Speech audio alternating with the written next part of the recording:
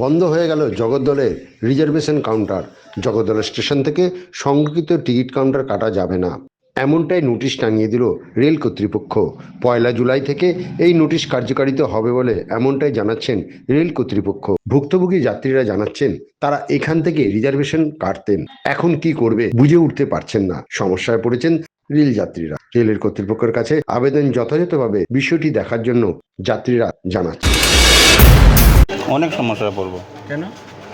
এখান থেকে সুবিধা হতো, বাড়ির কাছাকাছি ছিল, লাইন লাগিয়ে কাটা হতো, এখন অন্য জায়গায় যেতে হবে।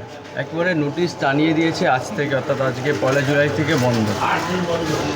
অনেক সমস্যা হবে সবার জন্য। কী করা যাবে এখন, যখন সরকারই বন্ধ করে দিয়েছে তখন কী করা যাবে? নাম? আপনার নাম? বিমলেশ কুমার। বন্ধ, কতটা সমস্যায় পড়বে? রিজার্ভেশনটা বন্ধ হয় তো সমস্যা তো পড়তেই হবে। এখান থেকে টিকিট বুক করেছেন কখনো? হ্যাঁ হ্যাঁ, এর আগে করেছি। কাছাকাছি বলে এখান দিয়ে করতে আমাদের কাছের বাড়ি তো, আমরা তো করিনি, কিন্তু বন্ধ হয়ে গেলে দুঃখের ব্যাপার। এটা সত্যি সত্যি দুঃখের ব্যাপার। নোটিশ টানিয়ে দিয়েছে বন্ধ, তাই না?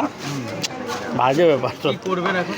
রেলওয়েকে দেখা উচিত, এটা রেলওয়েকে দেখা উচিত। মানুষের সহযোগ সুবিধাটা তো করে দিতে হবে না, নাহলে কোথায় যাবে এই স্থানীয় ছেলেগুলো? কোথায় যাবে কি বলো? একদম।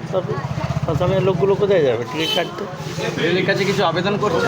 ওনার কাছে রিকোয়েস্ট, এটা রেল ডিপার্টমেন্টকে দেখা উচিত।